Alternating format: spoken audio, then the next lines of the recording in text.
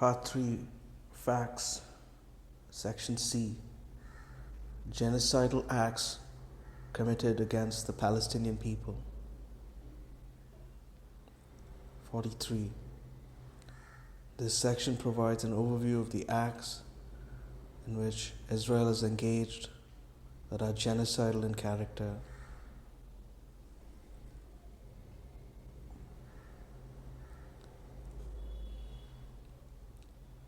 Having regard to the nature, scope, and context. These acts are ongoing in conflict, in a conflict context where Israel is deliberately imposing telecommunications blackouts on Gaza and restricting access by fact-finding bodies and the international media. At the same time, Palestinian journalists are being killed at a rate significantly higher than has occurred in any conflict in the past 100 years. In the 2 months since 7th October 2023, the number of journalists killed already exceeded that of the entirety of World War II. Further details will be provided regarding these acts over the course of the proceedings.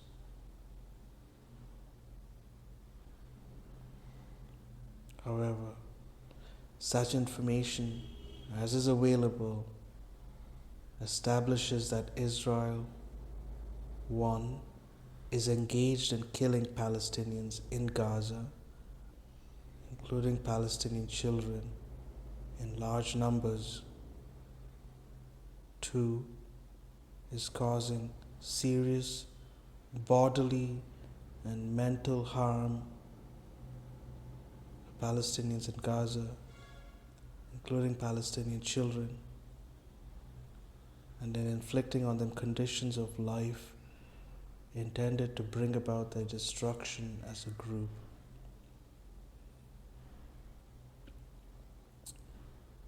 Those conditions include 3, expulsion from homes and mass displacement, alongside the large-scale destruction of homes and residential areas. 4, deprivation of access to adequate food and water. 5,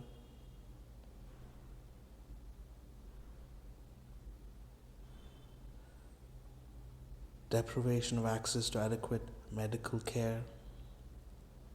5, deprivation of access to adequate shelter, clothes, hygiene, and sanitation. And 6, the destruction of the life of the Palestinian people in Gaza. And 7, imposing measures intended to prevent Palestinian births.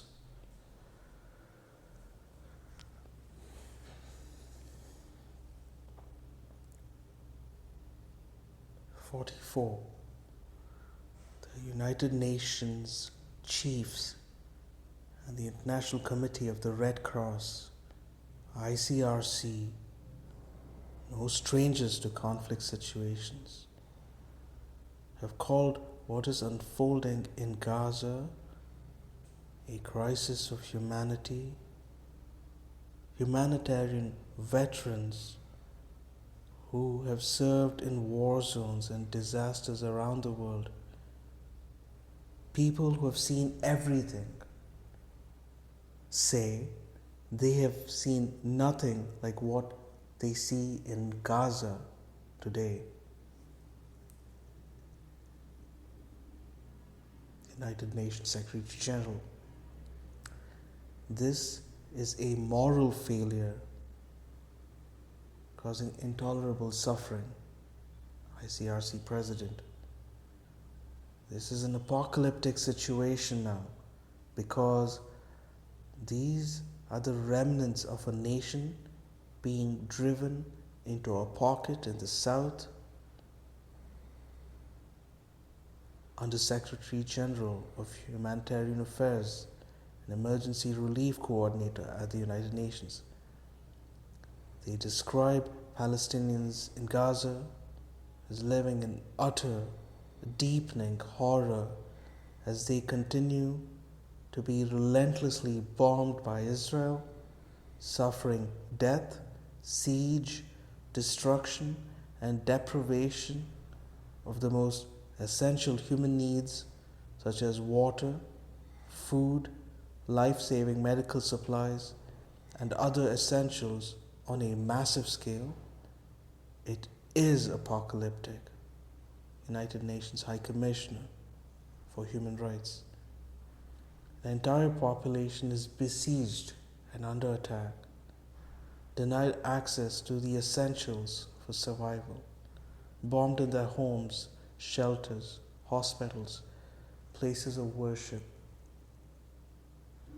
Principles of the United Nations Interagency Standing Committee. Gaza is the most dangerous place in the world to be a child. United Nations International Children's Emergency Fund, UNICEF Executive Director. It is a living hell. It is a war of all the superlative. Everything is unprecedented. And we are out of words to describe what is going on. UNRWA Commissioner General.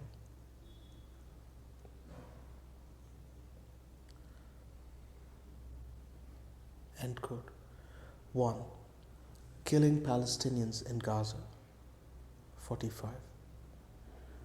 Over 21,110 Palestinians are reported to have been killed since Israel began its military assault on Gaza, according to the Palestinian Health Ministry. At least 70% of whom are believed to be women and children. An additional estimated 7,780 people, including at least 4,700 women and children, are reported missing, presumed dead under the rubble of destroyed buildings, dying slow deaths or decomposing in the streets where they were killed.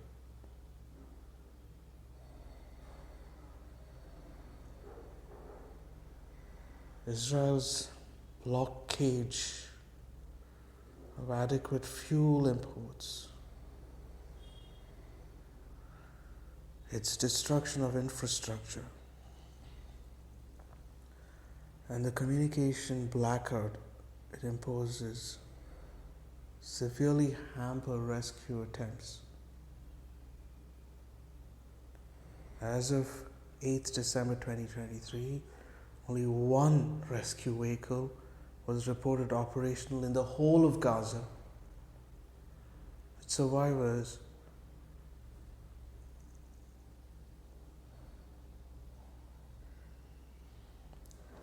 forced to dig for survivors with their bare hands.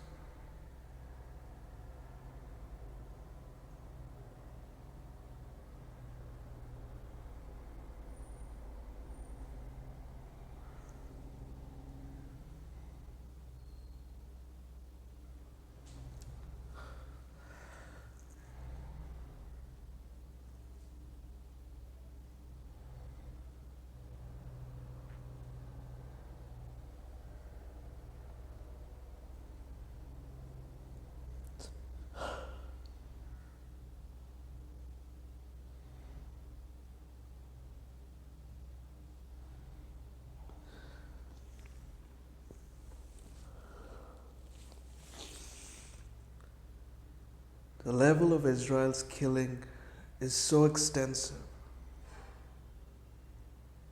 that the bodies are being buried in mass graves, often unidentified.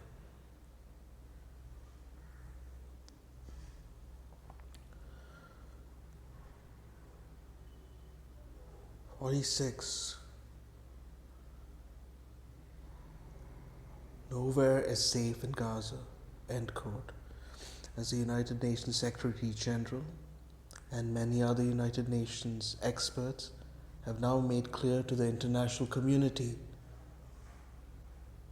Palestinians in Gaza have been killed in their homes, in places where they sought shelter, in hospitals, in UNRWA schools, in churches, in mosques, and as they tried to find food and water for their families. They have been killed if they failed to evacuate, in places to which they fled, and even while they attempted to flee along Israeli declared safe routes. Reports are multiplying of Israeli soldiers performing summary executions, including of multiple members of the same family, men, women, and older people.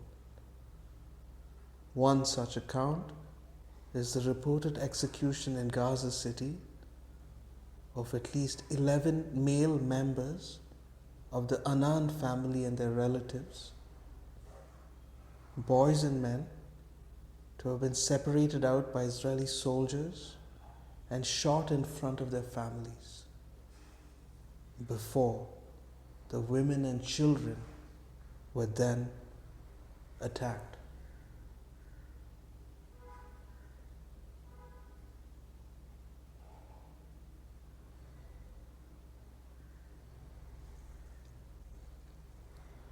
There are also reports of unarmed people, including Israeli hostages, being shot dead on sight, posing no threat, including while waving white flags.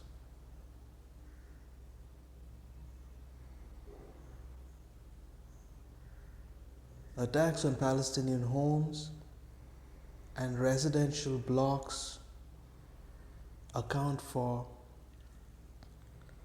a significant number of the dead.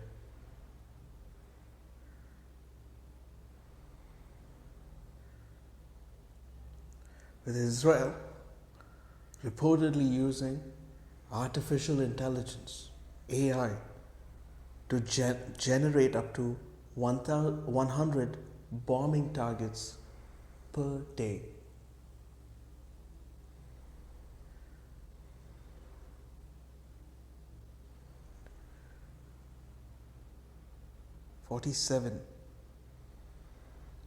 Israel is said to be dropping dumb, that is, unguided bombs on Gaza, as well as heavy bombs weighing up to 2,000 pounds, that's 900 kgs, which have predicted lethal radius of up to 360 meters and are expected to cause severe injury and damage as far as 800 meters from the point of impact.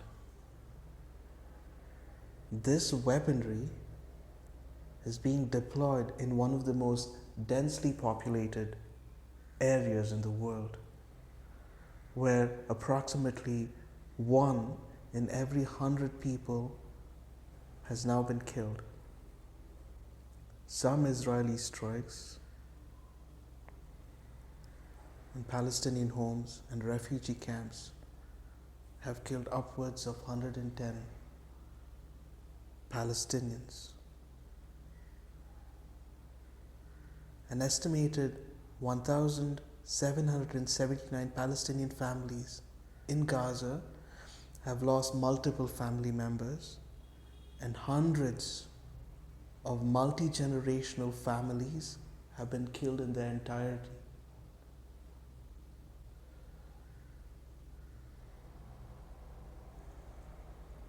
With no remaining survivors, mothers, fathers, children, siblings, grandparents, aunts, cousins,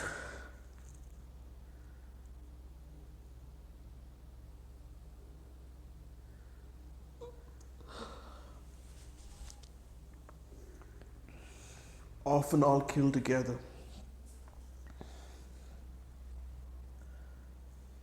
By 7th November 2023,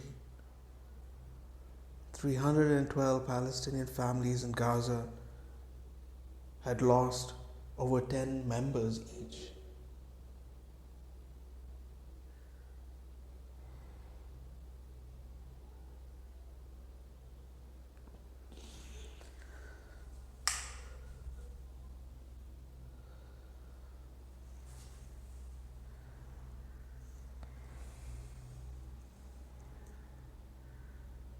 Numerous Palestinian families have lost upwards of 70 members each.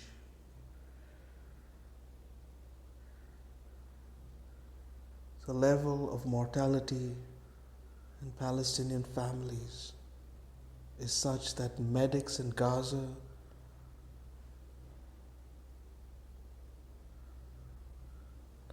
have had to coin a new acronym, WCNSF. WCNSF meaning wounded child, no surviving family.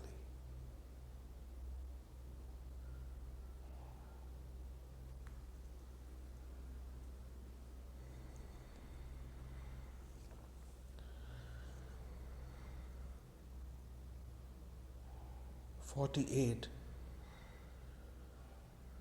For Palestinian children in particular, death is everywhere and nowhere is safe. A total of over 7,729 Palestinian children have been killed in Gaza to date. Over 115 Palestinian children in Gaza are killed every day.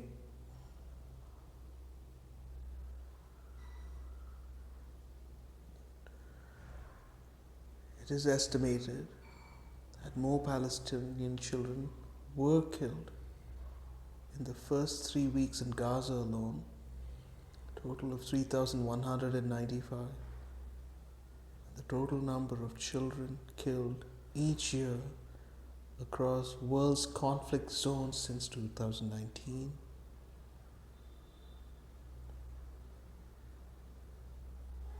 The scale of Palestinian child killings in Gaza is such that United Nations chiefs have described it as a graveyard for children. Indeed, an unprecedented rate of Palestinian child casualties has prompted UNICEF spokesperson to call Israel's attacks on Gaza a war on children.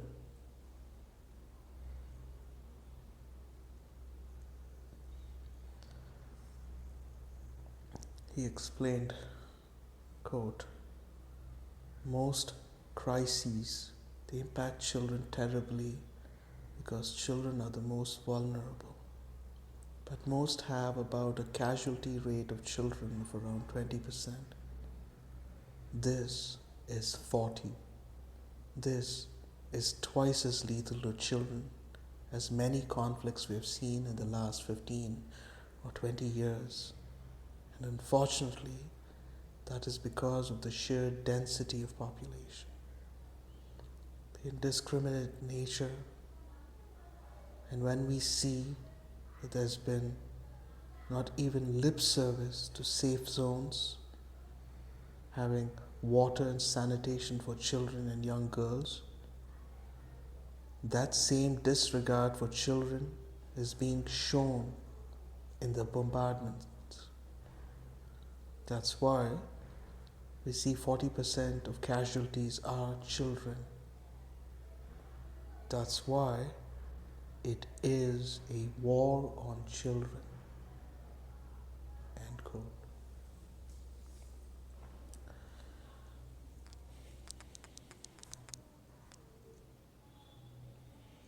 Doctors, journalists, academics, and other professionals are also being killed at wholly unprecedented rates.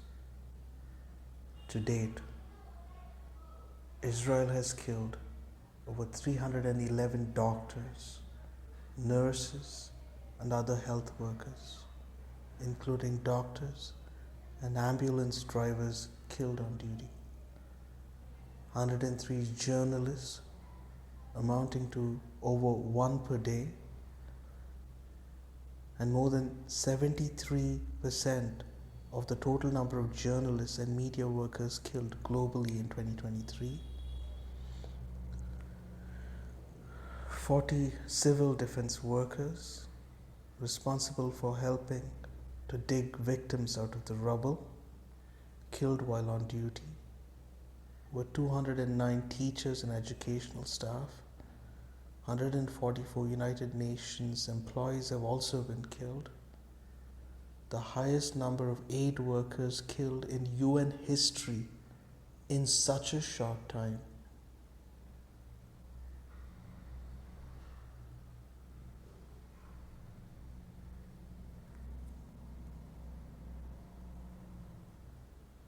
It is estimated that it will take years to recover the remains of people beneath the rubble, and that the costly technical process will not result in the identification of each body.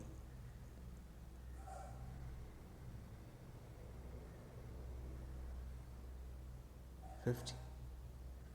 In addition to being killed by Israeli weaponry, Palestinians in Gaza are also at immediate risk of death by starvation, dehydration, and disease as a result of the ongoing siege by Israel. Insufficient aid being allowed through to the Palestinian population, and the extreme difficulties in distributing such limited aid that is permitted to enter the territory, and due to the decimation of Gaza's infrastructure in Israel's military attacks.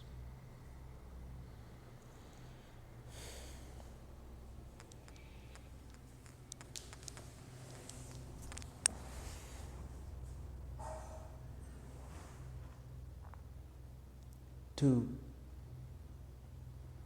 causing serious bodily and mental harm to Palestinians in Gaza.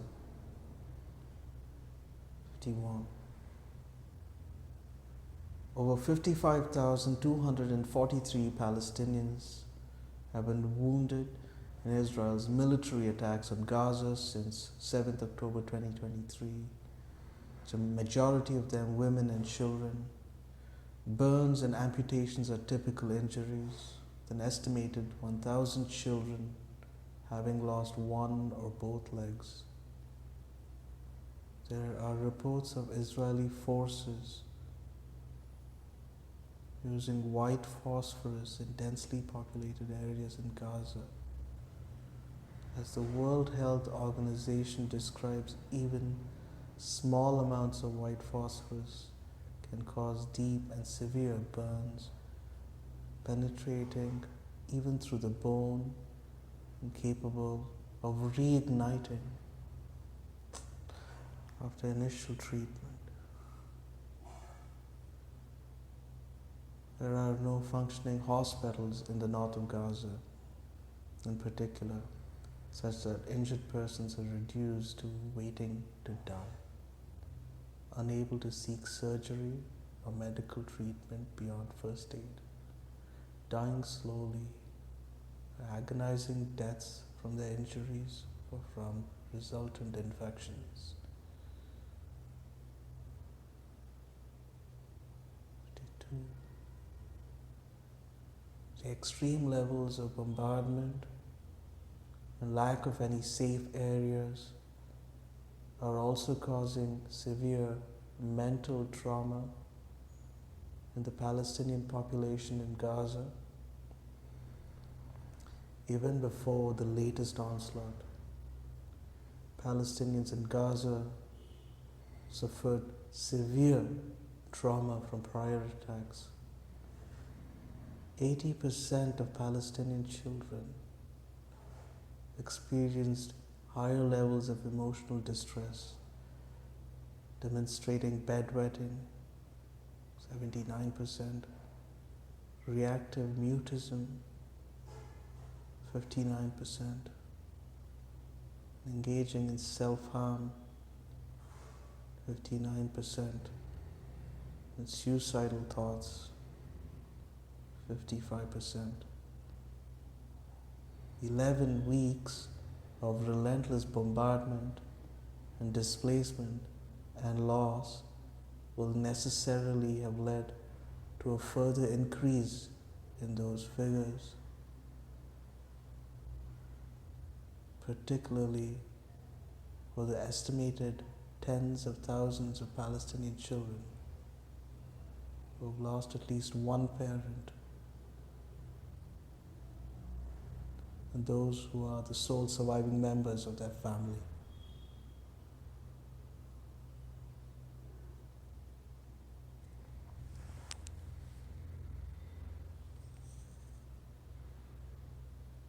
The families who remain intact or partially intact, it's about doing everything you can so your child doesn't realize that you've lost control.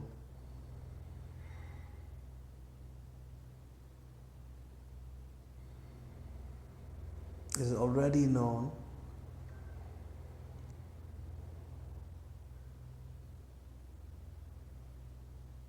that repeated exposures to conflict and violence, and including witnessing and experiencing housing demolitions, combined with Israel's siege of Gaza since 2007, is associated with high levels of psychological distress among Palestinians.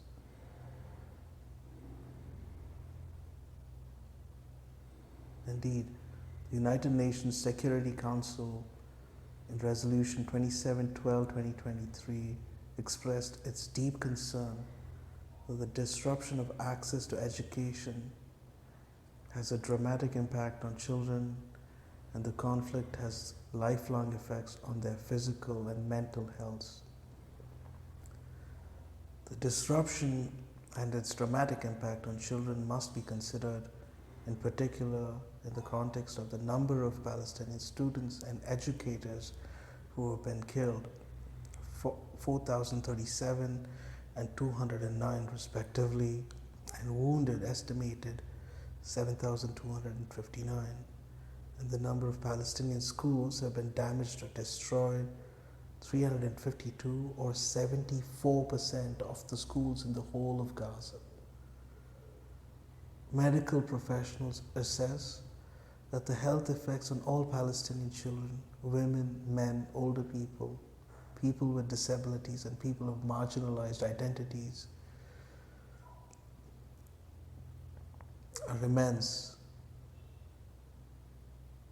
An emergency coordinator for Médecins Sans Frontières, interviewed on her return from 5 weeks in Gaza, described,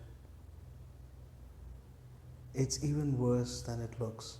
Quote, "It's the amount of suffering. It's just something incomparable. It's really unbearable.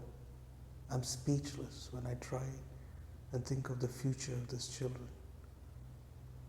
There's generations of children who will be handicapped, who will be traumatized. The very children in our mental health program are telling us they would rather die than continue living in Gaza now." End quote. 54. Alongside its military campaign, Israel has engaged in the dehumanization and cruel, inhumane, and degrading treatment of members of Palestinians in Gaza, A large number of Palestinian civilians, including children, have reportedly been arrested, blindfolded, forced to undress, and remain outside in the cold weather before being forced onto trucks and taken to unknown locations. Medics and the first responders in particular have been repeatedly detained by Israeli forces, with many being detained incommunicado at unknown locations. Videos published by Israeli media on Christmas Day appeared to show hundreds of Palestinians are rounded up inside Al Yarmouk football stadium in Gaza City, including children, older people, and persons with disabilities, being forced to strip to their underwear in degrading conditions.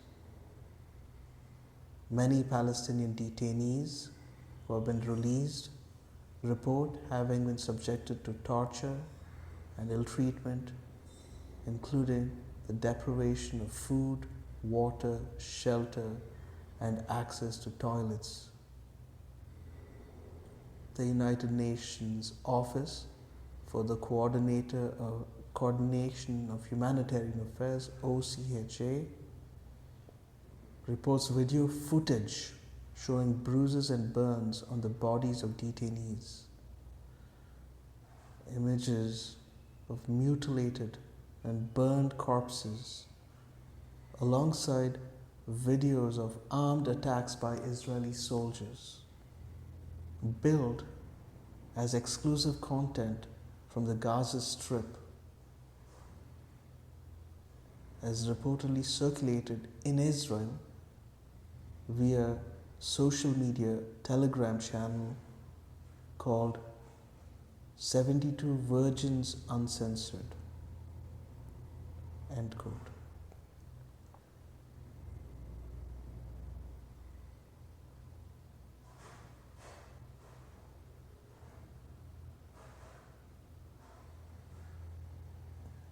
Three, mass expulsion from homes and displacement of Palestinians in Gaza.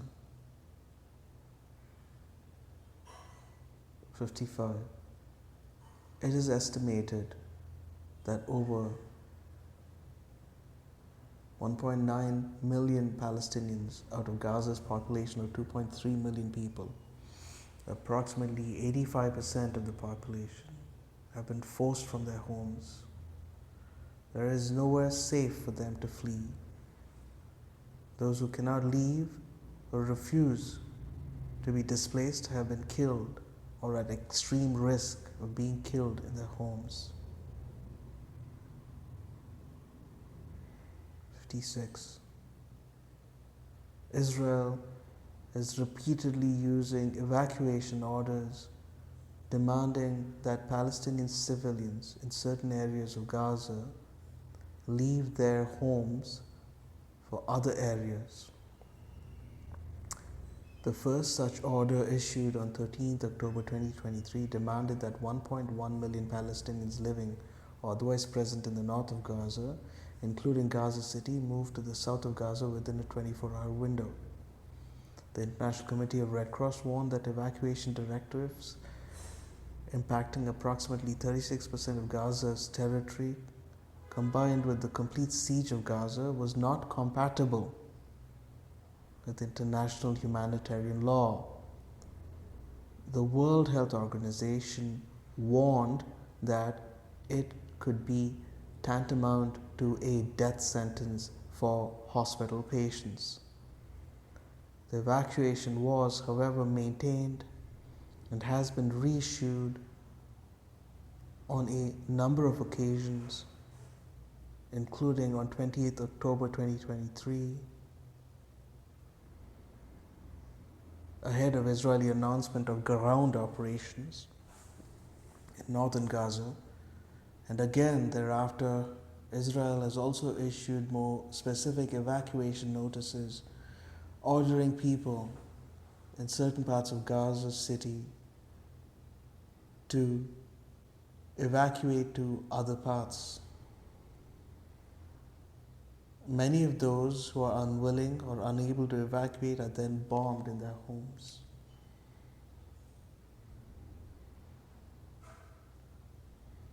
'57. Palestinians fleeing the north pursuant to Israel's evacuation orders were urged to move south along Gaza's main traffic artery, Salah al-Din Road. On certain days, during certain designated hours, however, there were numerous reported instances of shelling along the routes and of other violences by Israeli forces against evacuating Palestinian civilians, including inhuman and degrading treatment, arbitrary arrests, unlawful detention, and killings. Israel has also continued bombing south of Wadi Gaza throughout this time, killing many Palestinians who evacuated, initially prompting many Palestinian families to seek to return north to at least risk being bombed in the familiar surrounding of their homes.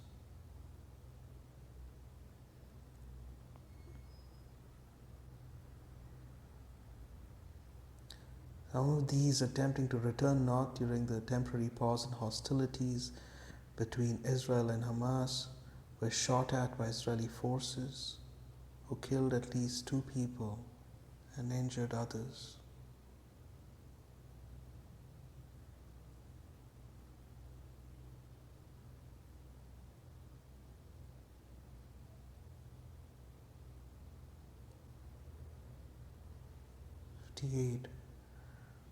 On 1st December 2023, the end of the 8-day temporary truce between Israel and Hamas, Israel began dropping leaflets urging Palestinians to leave areas in the south to which they had previously been told to flee, an area constituting approximately 30% of Gaza. As stated by the United Nations Special Rapporteur on Human Rights of Internally Displaced Persons, Israel has reneged on the promises of safety made to those who complied with its orders to evacuate northern Gaza 2 months ago. Now they have been forcibly displaced again alongside the population of southern Gaza. Israel has also published a detailed map online dividing the Gaza Strip into hundreds of small areas. The map was ostensibly intended to provide notice of Israeli orders to evacuate individual areas ahead of planned airstrikes. However, as noted by OCHA, the publication does not specify where people should evacuate to. Moreover, after months of bombardment amidst ongoing electricity blackouts imposed by Israel since October 11, 2023 and regular telecommunications blackouts, most Palestinians in Gaza have little access to electricity to charge phones or other devices, and no reliable way of accessing the map. The United Nations Secretary General has remarked that the people of Gaza are being told to move like human pinballs, ricocheting between even smaller slivers of the south without any of the basics for survival. 59. Palestinians are not safe. Even in these small slivers, as United Nations chiefs keep reiterating, no place is safe, there is nowhere to go. The director of UNRWA Affairs in Gaza has pleaded that people in Gaza are people, they are not pieces on a checkerboard. Many have already been displaced several times. The Israeli army just orders people to move into areas where there are ongoing airstrikes. This is creating terror, increasing the increased population density as a result of evacuation orders is also rendering Israeli airstrikes more lethal. On Christmas Eve itself, the Israeli army bombed Al Maghazi refugee camp in the middle area, an area to which tens of thousands of Palestinians had fled from the north, killing an estimated 86 people, including many women and children, injuring many others. A spokesperson for the OHCHR stated they were gravely concerned that this latest intense bombardment comes after Israeli forces ordered residents from the south of Wadi Gaza to move to Middle Gaza.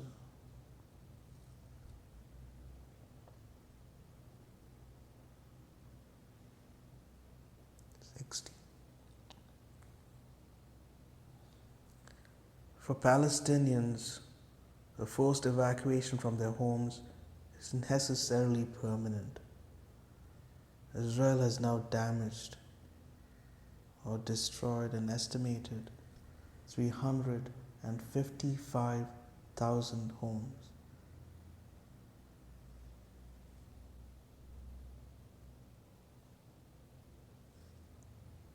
Amounting to 60% of the entire housing stock in Gaza.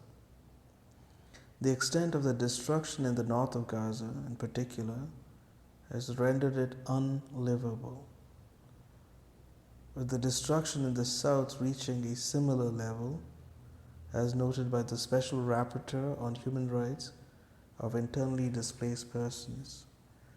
Gaza's housing and civilian infrastructure have been razed to the ground, frustrating any realistic prospects for displaced Gazans to return home, repeating a long history of mass forced displacement of Palestinians by Israel.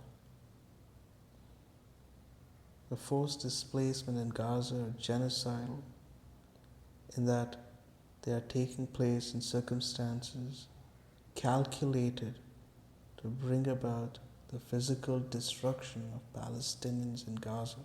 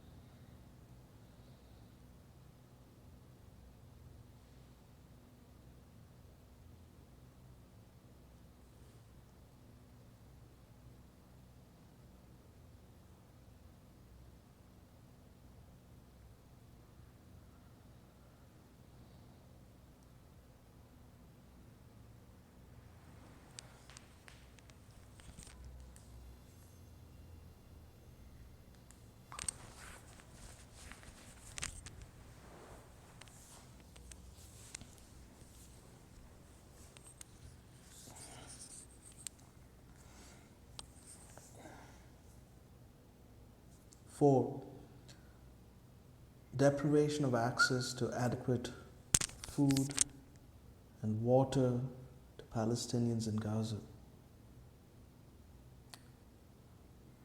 61.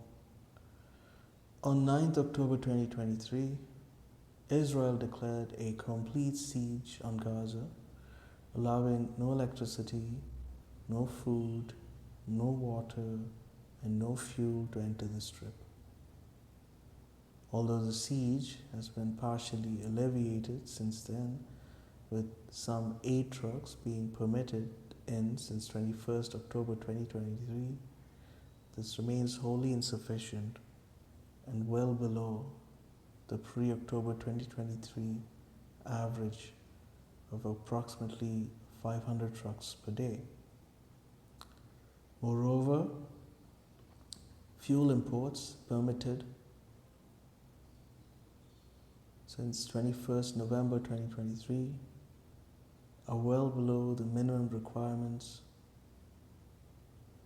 for essential human operations, meaning that such limited humanitarian aid is being allowed in cannot easily be moved around Gaza away from the entry points. As the Secretary General has starkly assessed, the level of destruction in Gaza is now so catastrophic that, quote, the conditions for the effective delivery of humanitarian aid no longer exist. But even if sufficient supplies were permitted into Gaza, intense bombardment and hostilities, Israel's restriction on movement, fuel shortage, and interrupted communications make it impossible for UN agencies and their partners to reach most of the people in need, end quote.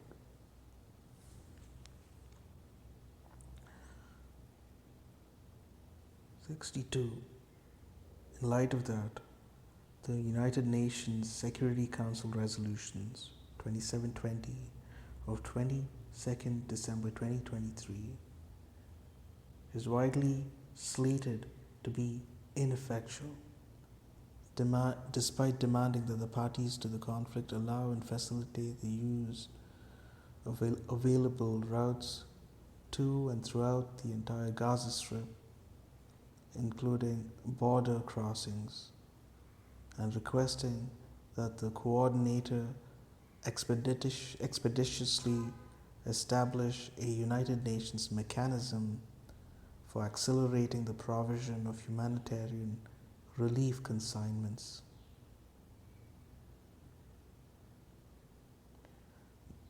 That is because the watered-down resolution fails properly to address the four elements identified by the United Nations Secretary General as necessary for allowing effective aid capable of assisting Palestinians in Gaza. 1. Security. We are providing aid in a war zone. The intense Israeli bombardment and active combat is densely populated urban areas throughout Gaza, threatens the lives of civilians and humanitarian aid workers alike. 2. Staff. The humanitarian operations requires staff who can live and work in safety. 136 of our colleagues in Gaza have been killed in 75 days, something we have never seen in the history of the United Nations. In these appalling conditions, they can only meet a fraction of the needs. 3. Logistics. Many of our vehicles and trucks were destroyed or left behind following our forced and hurried evacuation from the north. But the Israeli authorities have not allowed any additional trucks to operate in Gaza. This is massively hampering the aid operation.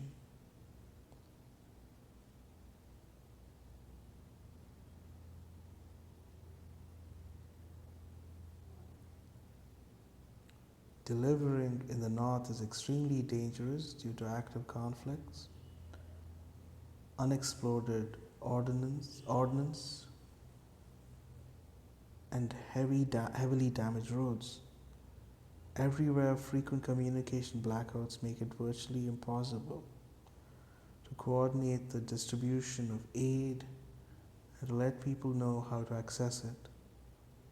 And the resumption of commercial activities. Shelves are empty, wallets are empty, stomachs are empty. Just one bakery is operating in the whole of Gaza. I urge the Israeli authorities to lift restrictions on commercial activity immediately. We are ready to scale up our cash grant support to vulnerable families, the most effective form of humanitarian aid. But in Gaza, there is very little to buy. End quote. Having regard to those factors, the Secretary General was clear to advise that focusing on the number of trucks permitted in Gaza daily was misleading. Quote, many people unnecessarily, quote, many people are measuring the effectiveness of the humanitarian operations in Gaza based on the number of trucks from the Egyptian Red Crescent, the UN, and our partners that are allowed to unload aid across the borders. This is a mistake. The real problem is that the way Israel is conducting this offensive is creating massive obstacles to the distribution of humanitarian aid inside Gaza. 63. It is for that reason the United Nations Security Council Resolution 2720, which fails to properly address the situation on the ground, including by failing to call for ceasefire, has been described by former senior UNRWA officials as a green light for continued genocide, marked by the wholesale and industrial ignoring of international humanitarian law. Oxfam has called the failure to call for a ceasefire in the resolution incomprehensible and utterly callous, as well as profound dereliction of duty on the part of the United Nations Security Council, having regard to the extreme seriousness of the situation in Gaza.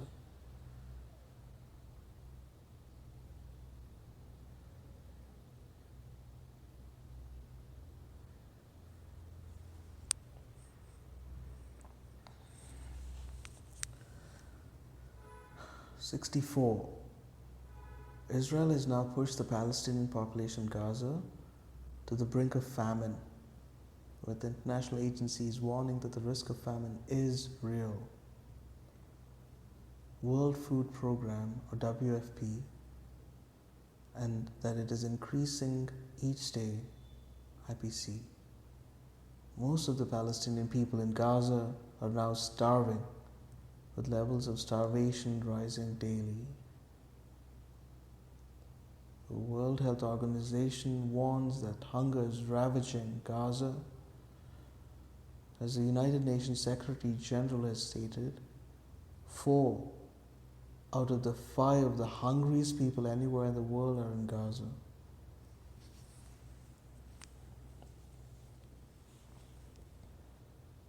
With Palestinians in Gaza facing the highest levels of acute food insecurity ever classified by IPC. UNRWA's Commissioner General describes desperate, hungry, and terrified people who are now stopping 8 trucks, taking the food and eating it right away. The World Health Organization stated that an unprecedented 93% of the population in Gaza is facing crisis levels of hunger, with insufficient food and high levels of malnutrition.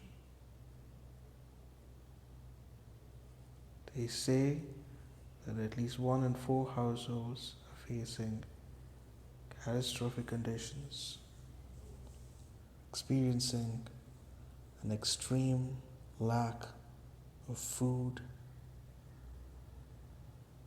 and starvation, and having resorted to selling off their possessions and other extreme measures to afford a simple meal. They caution that starvation, destitution, and death are evident, calling Israel's action in cutting off Gaza from food, water, anything which is necessary for any sort of life, a cruel campaign brought against the whole population of Gaza. Their emergency medical team's coordinators explained that every single person he speaks to is hungry. Everywhere we go, people are asking us for food, even in the hospital. I walked around in the emergency department. Somebody with an open bleeding wound, an open fracture. They asked for food. If that's not an indicator of the desperation, I don't know what is.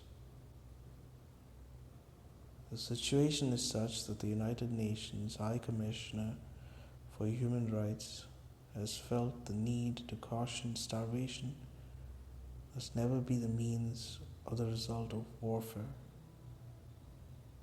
Oxfam and Human Rights Watch have gone even further in expressly accusing Israel of using starvation as a weapon of war against Palestinian people in Gaza.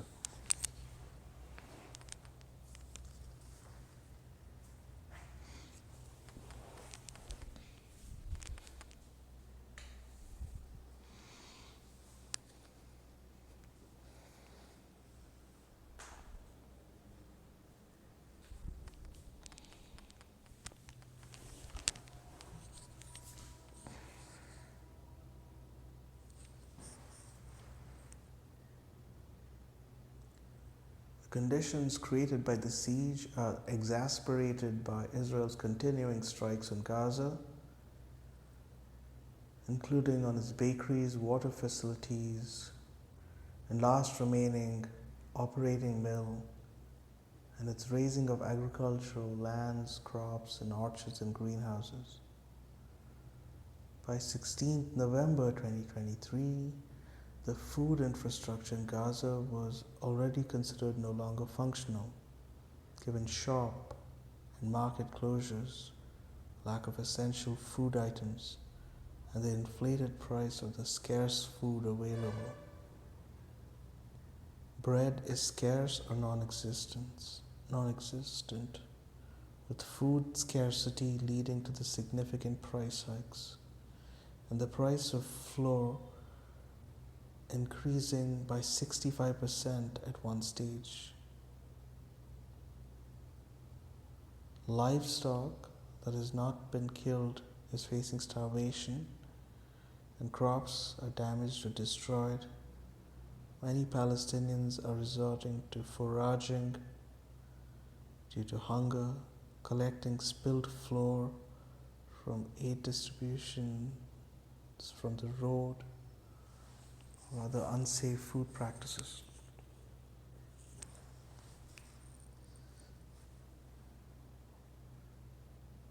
Water is also severely depleted. Israel continues to cut off piped water from the north of Gaza, and the north's water desalination plant is non-functioning. From 15th October 2023, Israel began piping a small amount of water to the south, in part to push the civilian population to the southern part of the strip. The damage from Israeli airstrikes and shelling has also rendered most of the water systems inoperable. The World Food Programme has reported that there is only 1.5 to 1.8 liters of clean water available per person per day for all uses: drinking, washing, food preparation, sanitation, and hygiene. This is far below the emergency threshold of 15 liters per day for war or famine-like condition, or the survival threshold of 3 liters per day. The World Health Organization Emergency Medical Teams Coordinator described the scene at Al-Ahli Arab Hospital. The medical staff is struggling to cope with no food, no fuel, no water, stating that it looks more like a hospice now than a hospital. But a hospice implies a level of care that doctors and nurses are unable to provide. It's pretty unbearable to see somebody with casts on multiple limbs, external fixator on multiple limbs, without drinking water, and almost no IV fluids available. He said the patients were crying out in pain. They were also just crying out for us to give them water.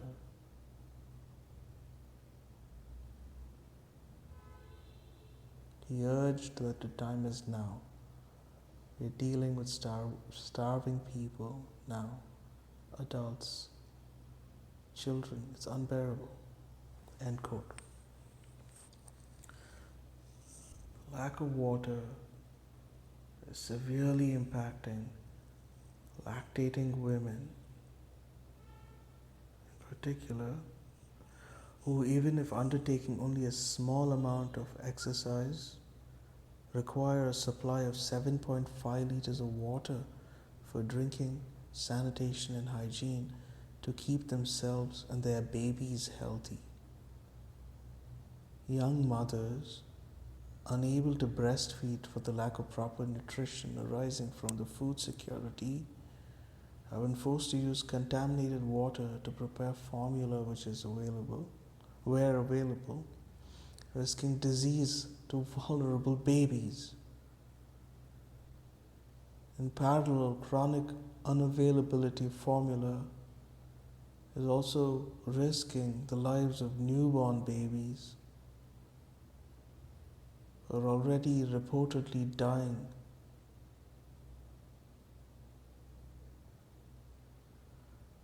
from avoidable causes.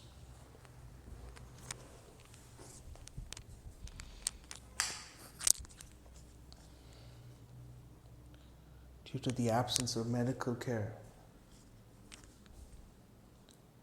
food, water, and adequate sanitation. The impacts of malnourishment on older children may also be particularly grave and long-lasting, preventing them from reaching their full potential in terms of physical growth, cognitive capacity, school performance, and productivity later in life. Many health workers also lack sufficient food and water to continue working, and which will also necessarily further impact on health and mortality rates. 68. This is all happening to a population that was already extremely vulnerable as a result of Israel's prior actions against Gaza. Israel has long hindered the creation and repair of water installation and desalination plants in Gaza, such that 95% of the water from Gaza's sole aquifer was already unsuitable for consumption prior to 7th October 2023. Through its 16-year blockade, Israel also severely impacted water supply. Its repeated attacks on Gaza, its restrictions on repairing the degraded water infrastructure damaged the soil, rendering agriculture challenging. Israel has restricted access by Palestinians in Gaza to up to 35% of agricultural land and up to 85% of Gaza's fishing waters. Consequently, over 68% of the households, around 1.3 million people, were severely or moderately food insecure prior to 7th October 2023, with 58% of the population dependent on humanitarian aid. 7,685 children under 5 years of age in Gaza were suffering from life-threatening wasting, the deadliest form of child malnutrition.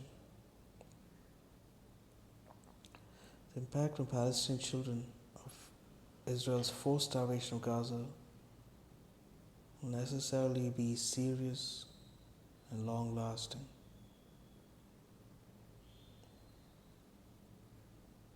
'69.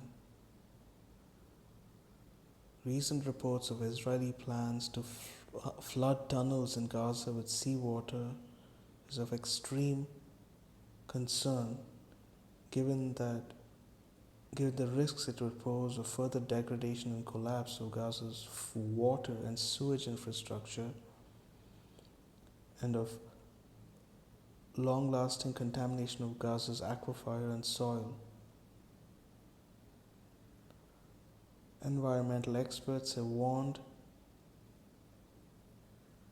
that the strategy risks causing an ecological catastrophe that would leave Gaza with no drinking water,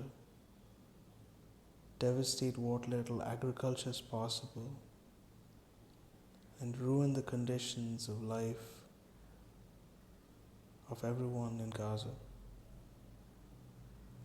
The United Nations Special Rapporteur for Rights to Water is reported to have compared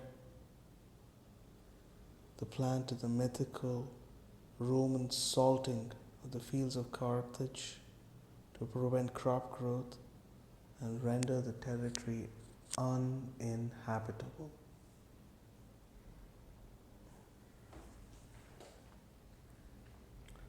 '70. Experts are now predicting that more Palestinians in Gaza may die from starvation and disease than airstrikes. And yet Israel is intensifying its bombing campaigns, precluding the effective delivery of humanitarian assistance to Palestinians. It is clear that Israel is, through its actions and policies in Gaza, deliberately inflicting on Palestinian conditions of life calculated to bring about their destruction.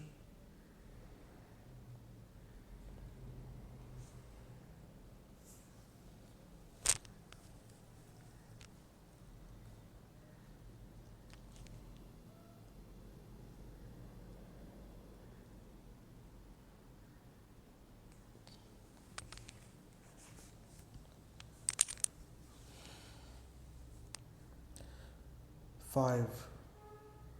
Deprivation of access to adequate shelter, clothes, hygiene, sanitation to Palestinians in Gaza. '71. The majority of the 1.9 million displaced Palestinians in Gaza are seeking shelter in UNRWA facilities, which primarily consists of schools and tents. These locations are themselves not safe to date, and despite Israel having been provided with the coordinates of all United Nations facilities, Israel has killed hundreds of Palestinian men and women and children seeking shelter in UNRWA facilities and injured over 1,000. 72. The situation in UNRWA shelters were described as follows by the Commissioner General of UNRWA in his 7th December 2023 letter, of which the United Nations General Assembly took note in its resolution ES 1022 of 12 December 2023. Quote, today, as a result of Israel's military operations, nearly 1.2 million civilians are sheltering in UNRWA facilities. The agency has become the primary platform for humanitarian assistance to over 2.2 million people in Gaza, a platform on the verge of collapse. UNRWA is, as of today, still operational in Gaza, though just barely. Our staff are still operating health centers, managing shelters, and supporting traumatized people, some arriving carrying their dead children.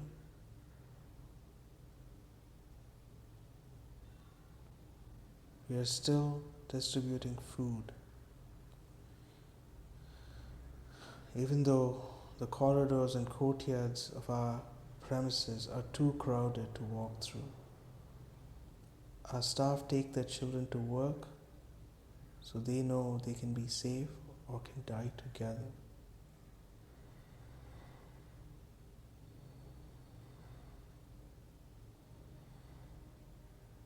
More than 130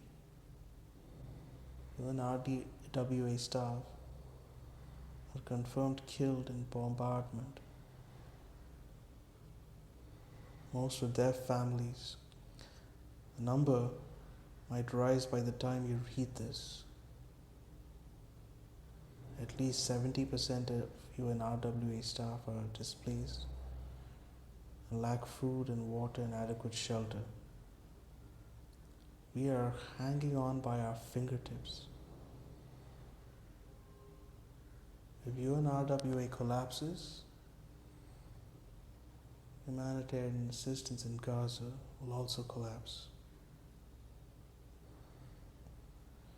The humanitarian situation is now untenable. Conditions in Gaza were already appalling when I stayed overnight 2 weeks ago.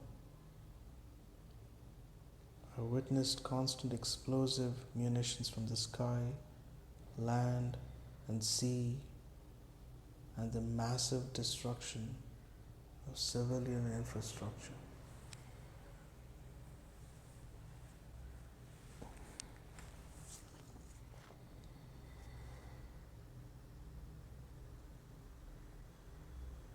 This week, the Israeli military forces have instructed people to move further south, forcing Gaza's population into an ever-shrinking space.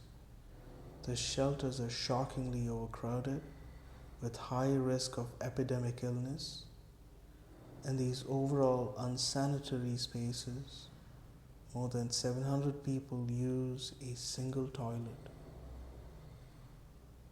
Women give birth an average of 25 per day. People nurse open wounds. Tens of thousands sleep in courtyards and streets. People burn plastic to stay warm. Nearly 90 UNRWA premises, including schools, have been hit or impacted by munitions, killing over 270 internally displaced people. Many this week. In Gaza as a whole, over 16,000 people, 2/3 of whom are women and children, are reported killed during bombardment. Large swaths of Gaza are destroyed and uninhabitable.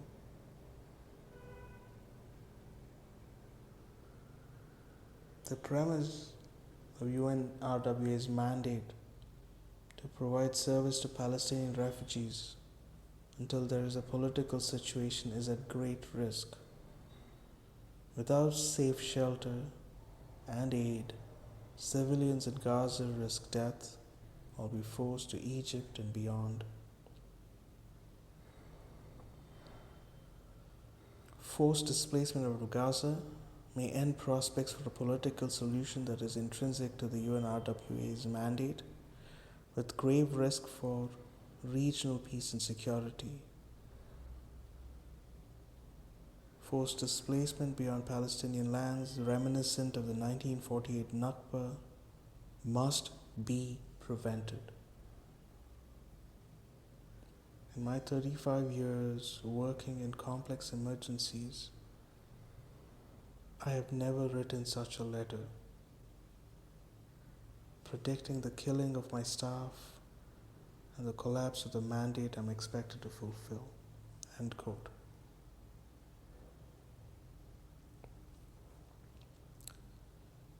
'73.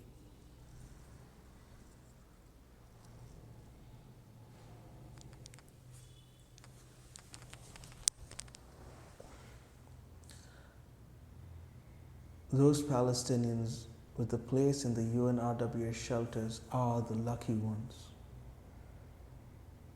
According to UNRWA's Commissioner General.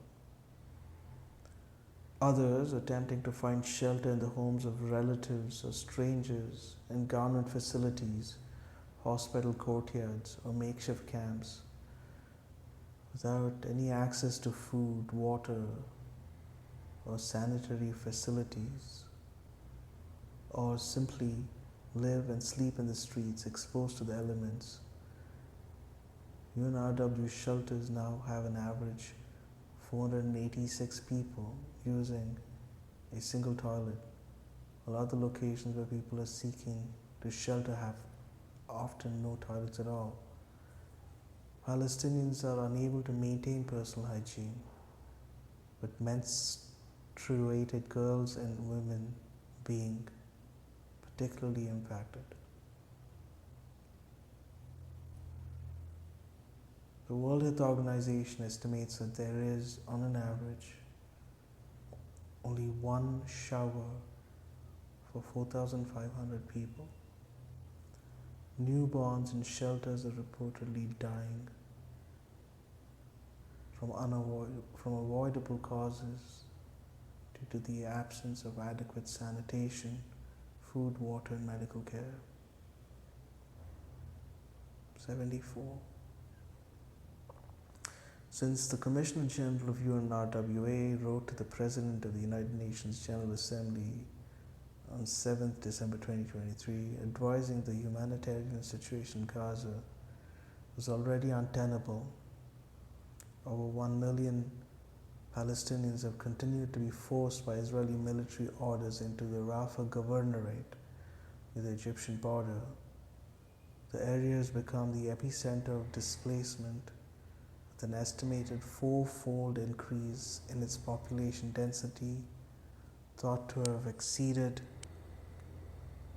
12,000 people per kilometer square.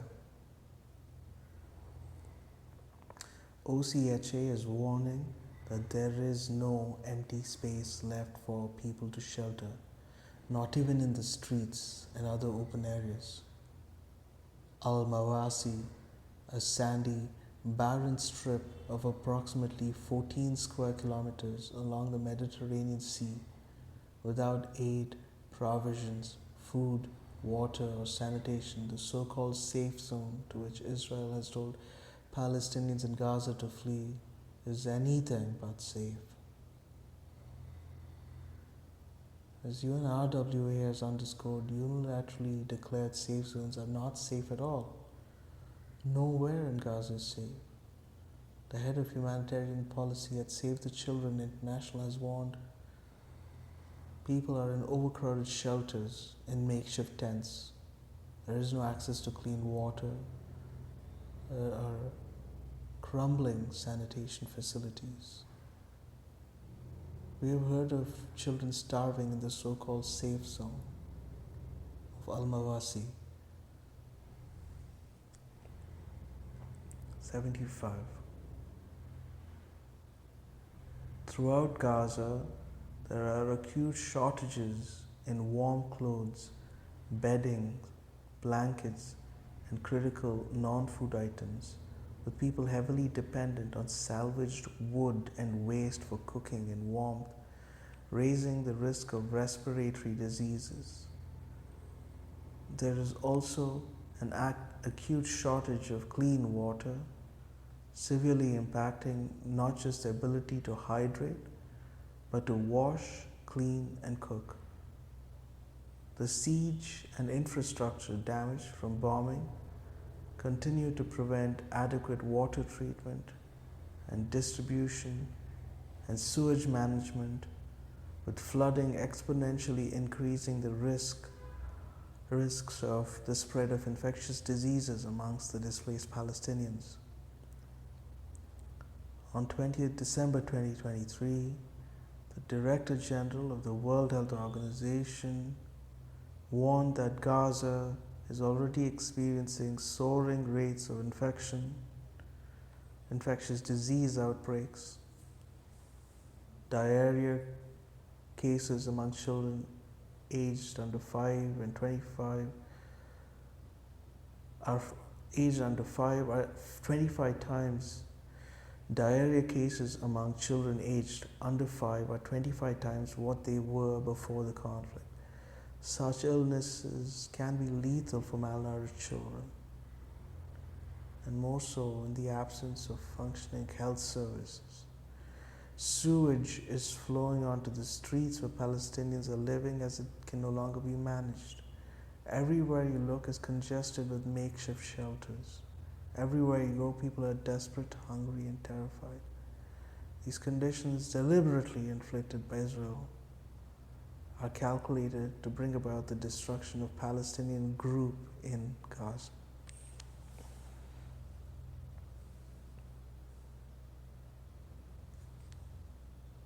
Six, deprivation of adequate medical assistance to Palestinians in Gaza.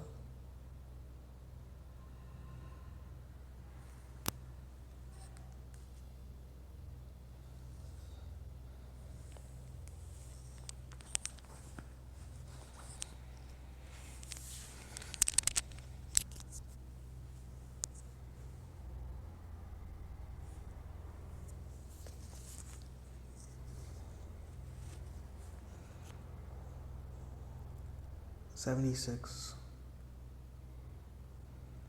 Almost above all else, Israel's military assault on Gaza has been an attack on Gaza's medical healthcare system, indispensable to the life and survival of Palestinians in Gaza.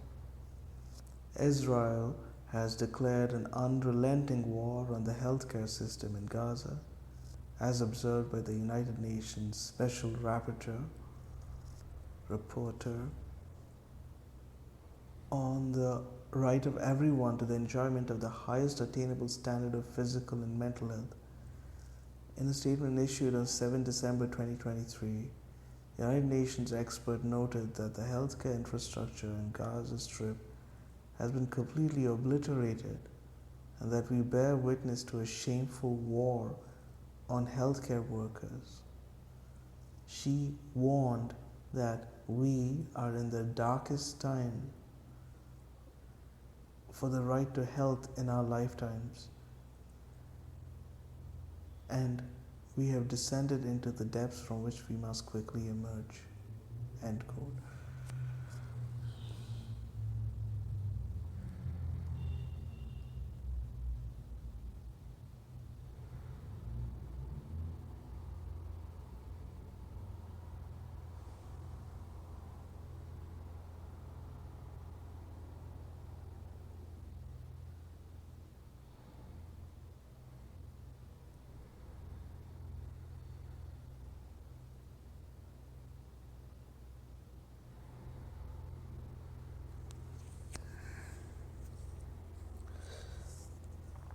'77.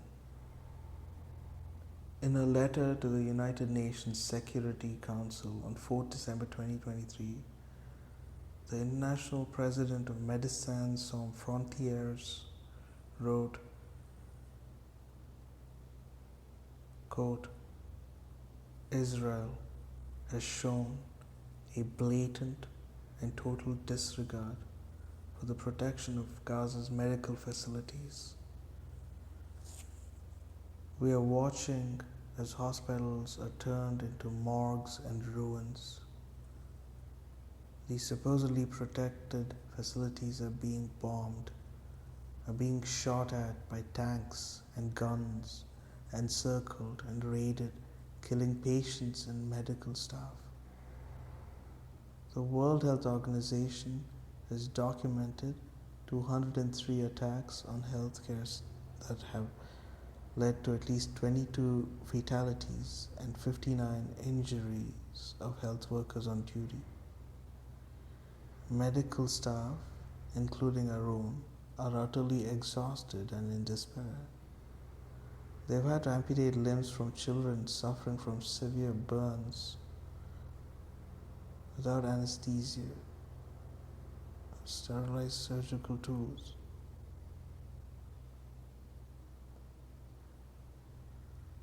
Due to forcible evacuations by Israeli soldiers, some doctors have had to leave patients behind after facing the unimaginable choice between their lives or those of their patients. There is no justification for the atrocious attacks on the healthcare.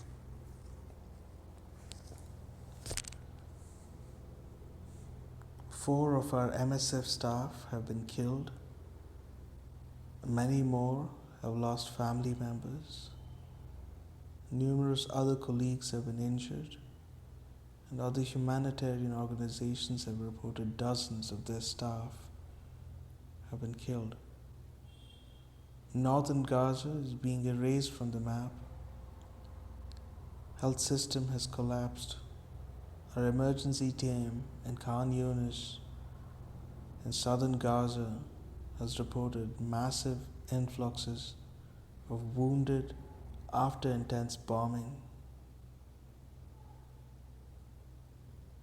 Last Sunday, 60 dead and 213 injured people arrived at the emergency room of Al-Aqsa Hospital. These strikes are also hitting overcrowded, squalid refugee camps, where people are barely surviving on the sparse humanitarian aid available. If the bombs do not get them, infectious disease and starvation will. We did what we could. Remember us. These are the words of Dr. Mahmoud Abu Nujaila, who has since been killed in the hospital strike, wrote on Gaza hospital whiteboard normally used for planning surgeries. And the guns fall silent, and the true scale of devastation is revealed. Will the council and its members be able to say the same?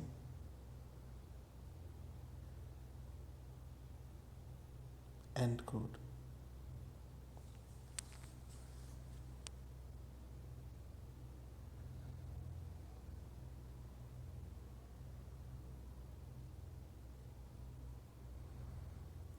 '78.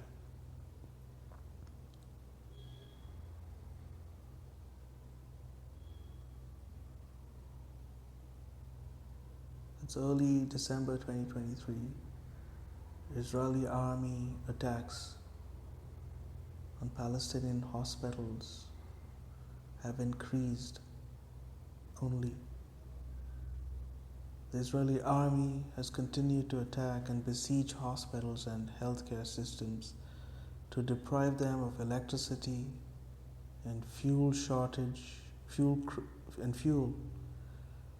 crucial to maintain effective functioning and equipment, to obstruct them from receiving medical supplies, food and water, to force their evacuation and closure, and effectively to destroy them.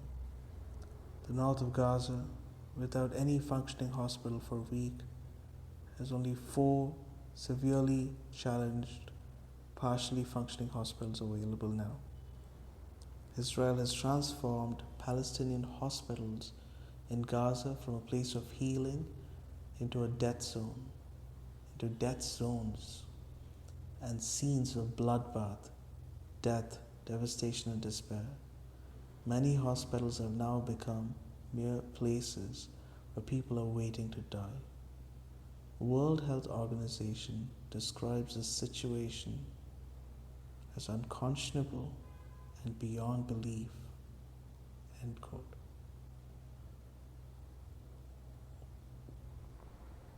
'79. There have now been more than 238 attacks on healthcare in Gaza, in which over 61 hospitals and other healthcare facilities have been damaged or destroyed. Only 13 out of the 36 hospitals and 18 out of the 72 healthcare centers are still functioning, some of them barely, despite the overwhelming number of people injured in Israeli attacks. The Israeli army has targeted hospital generators, hospital solar panels, and other life-saving equipment such as oxygen stations and water tanks. It has also targeted ambulances, medical convoys, and first responders. 311 health workers have been killed, on an average 4 killed per day, including at least 22 health workers killed on duty. Those killed include some of Gaza's most experienced and skilled doctors, including Dr. Hani al-Haytham, head of emergency section at Al-Shifa Hospital, with his wife, Dr. Samira Girafi, and their children. Dr. Mohammed Dabour, head of pathology at Al-Shifa Hospital, reportedly killed with his son and father while attempting to flee Gaza City. Dr. Medad Saidam, plastic reconstructive burn surgeon at Al-Shifa Hospital, and Dr. Hamam Aloha, nephrologist at Al-Shifa Hospital, were killed in attacks on their family houses. Interviewed shortly before his death, Dr. Aloha responded as follows when asked why he was not fleeing the north and south. If I go, who would treat my patients? We are not animals. We have the right to receive proper health care. I think I went to medical school and my postgraduate degree for a total of 14 years, so I think only about my life and not my patients. End quote. The systematic destruction of Palestinian hospitals and the killing of specialty Palestinian doctors is not only impacting the care of Palestinians in Gaza at present, it is undermining the prospect of a future Palestinian healthcare system in Gaza, destroying its capacity to rebuild and to care effectively for the Palestinian people in Gaza.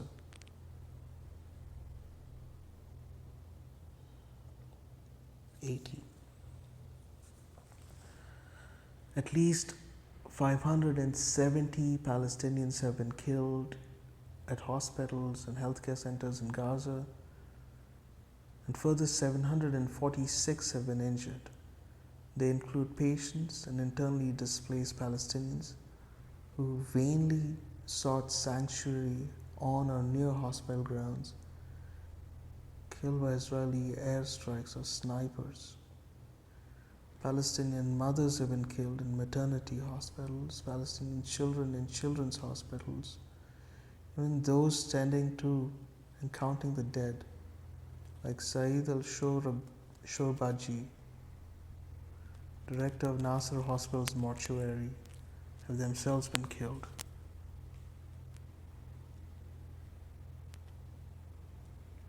Some have been victims of Israeli attacks multiple times over,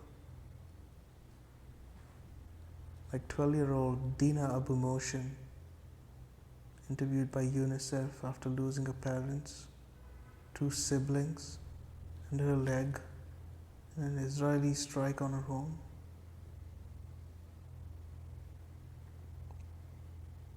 She was then killed herself when the Israeli army shelled the hospital where she was being treated.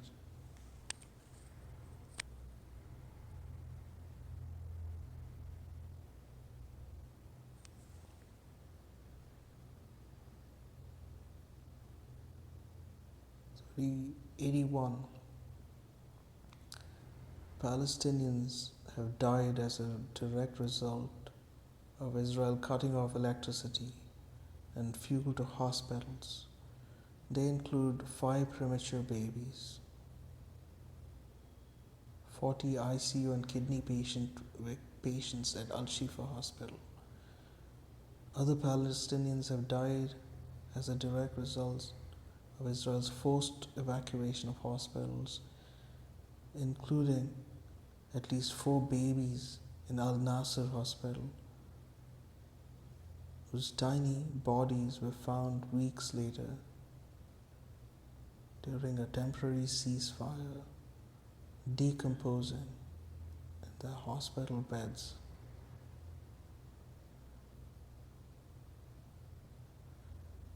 Hospital courtyards have been turned into sites of mass graves. At Al-Shifa Hospital, it was the medics themselves who had to dig a mass grave for the decomposing bodies of 179 patients and others. Israel's bulldozers excavated and exhumed a hospital mass grave in the besieged Kamal Adwan Hospital on 16 December, where Palestinians have been buried.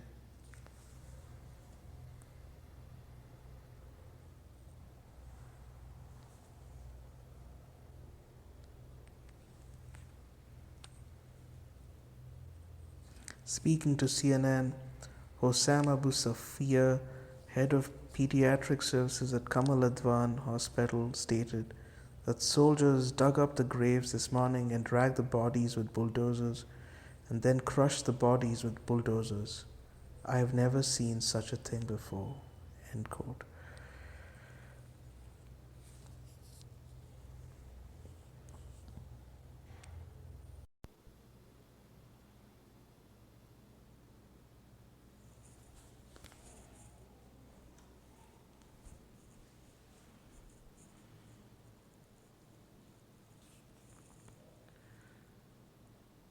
'82.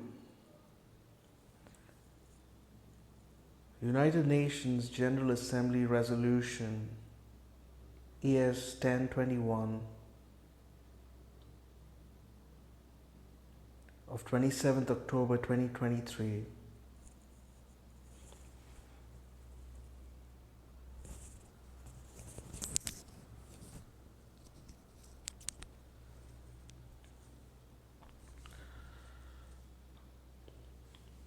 calling for respect and protection of all civilian humanitarian facilities, including hospitals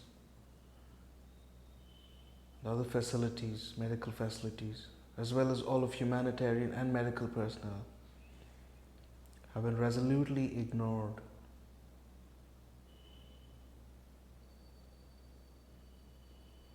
Doctors and medics have continued not only to be killed,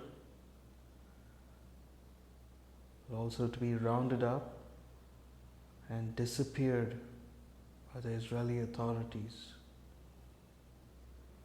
They include the General Director of the Al-Shifa and his staff, seized and held in incommunicado since 23rd November 2023.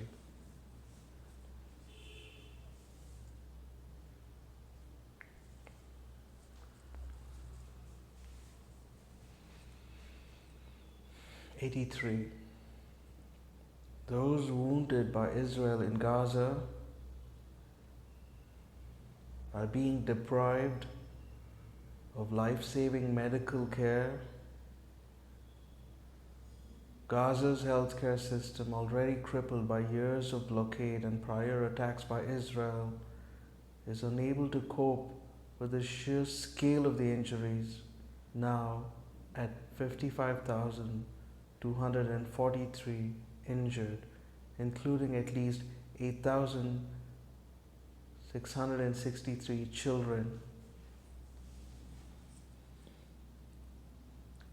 There are reports of severely injured patients walking for miles trying to find help. UNICEF highlighted the case of a boy from the north whose leg had been blown off in the violence and who had spent 3 or 4 days trying to reach the south, delayed by checkpoints.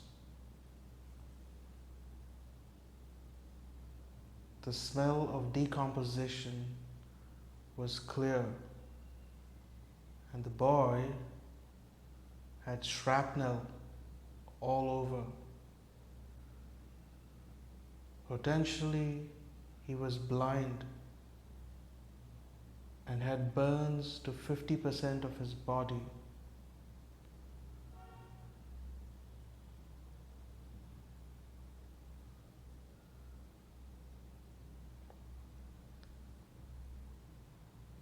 OCHA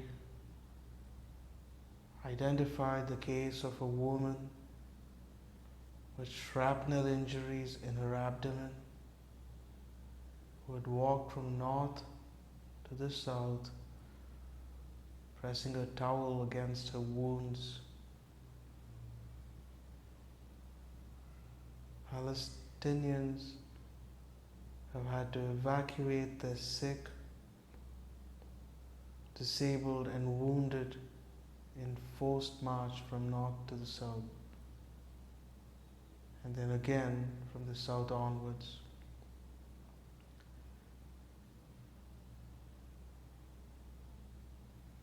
Dragging hospital beds behind cars, pushing wheelchairs, raising them on makeshift stretchers, simply carrying them in their arms.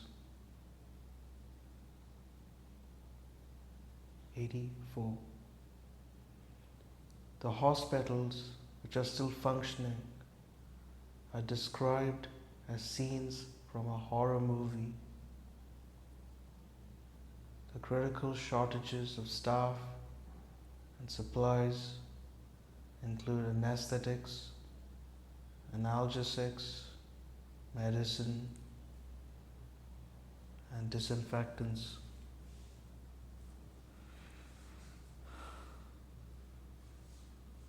Have led not only to otherwise unnecessary amputation of limbs, but also to amputations without anesthesia, often undertaken by flashlight.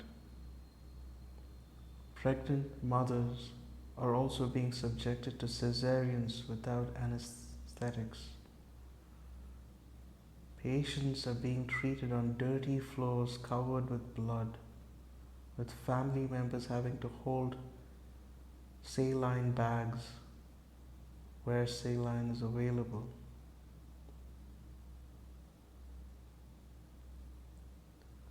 There are insufficient staff and resources for adequate wound or post-operative wound care. Unclean wounds often infested with worms and flies, rapidly becoming infected, necrotic, or gangrenous. Patients plead for food and water. Even basic pain management treatment is often unavailable. Patients are at a risk of dying from treatable conditions. One doctor described having to do procedures without anesthetic. He said, quote, "I was forced to do dressing changes on massive wounds, excruciatingly painful wounds. There was a girl with just her whole body covered in shrapnel. She was 9. I ended up having to change and clean these wounds with no anesthetics and no analgesics. I managed to find some intravenous paracetamol to give her. Her dad was crying. I was crying, and the poor child was screaming."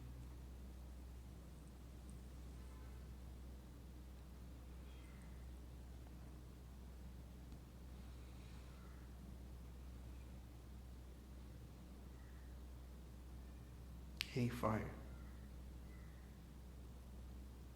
In addition to the war wounded, there are hundreds of thousands of Palestinians in Gaza who still need routine medical care for conditions such as high blood pressure, cardiovascular disease, or diabetes.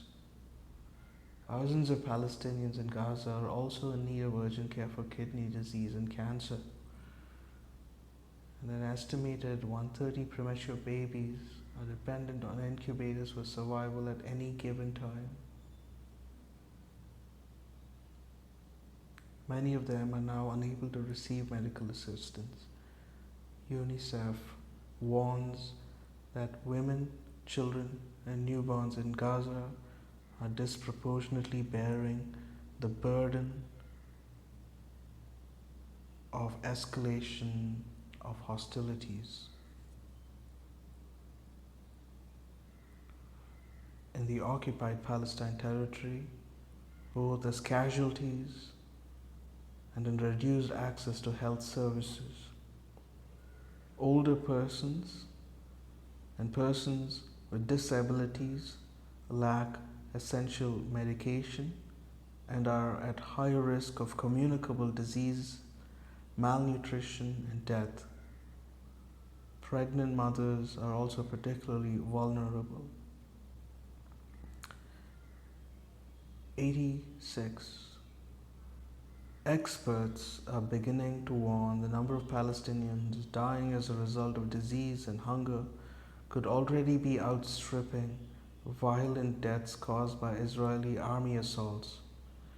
There have already been over 360,000 documented cases of communicable diseases reported in UNRWA shelters alone, brought on or exacerbated by unsanitary conditions, hunger, and lack of clean water, with the actual numbers believed to be considerably higher, as stated by the World Health Organization. Gaza, quote, is already experiencing soaring rates of infectious diseases. Over 100,000 cases of diarrhea have been reported since mid-October. Half of these are among young children under the age of 5 years. Case numbers that are 25 times what was reported before the conflict. Over 150,000 cases of upper respiratory infections and numerous cases of meningitis, skin rashes, scabies, lice, and chickenpox have been reported. Hepatitis is also suspected, as many people present with telltale signs of jaundice. While a healthy body can more easily fight off these diseases, a wasted and weakened body will struggle. Hunger weakens the body's defenses and opens the doors to disease. Malnutrition increases the risk of children dying from illnesses like diarrhea, pneumonia, measles, especially in a setting where they lack access to life-saving health services. Even if the child survives, wasting can have lifelong impact as it stunts growth and impairs cognitive development. People of Gaza, who have already suffered enough, now face death from starvation and disease that could be easily treated with a functioning health system. This must stop. Food and other aid must flow in greater amounts. The WHO reiterates its call for an immediate humanitarian ceasefire. A7.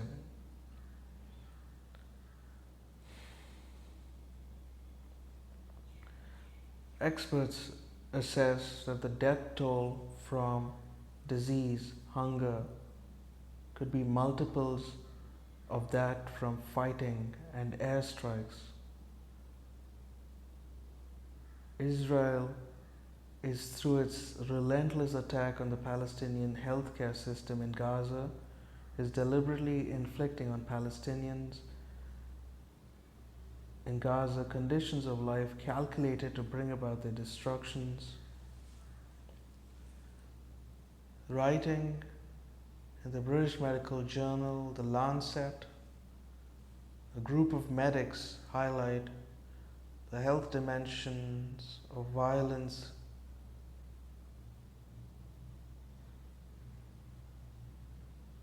resulting from the ongoing siege and attacks against Palestinians, rightly warning of a grave risk of genocide against the Palestinian people.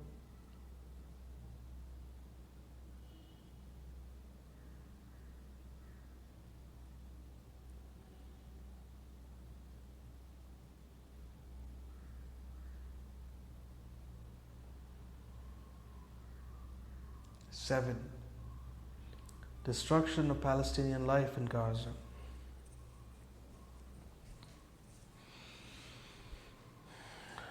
'88.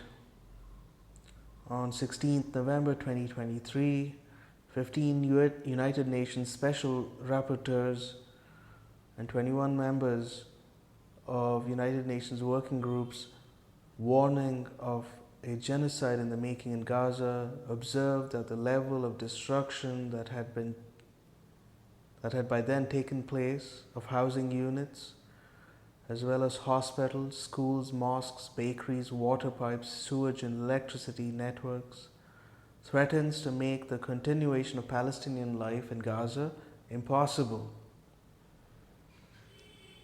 As they note, Israel has, in its bombing campaigns against Gaza, used powerful weaponry with inherently indiscriminate impacts, resulting in a colossal death toll and destruction of life-sustaining infrastructure.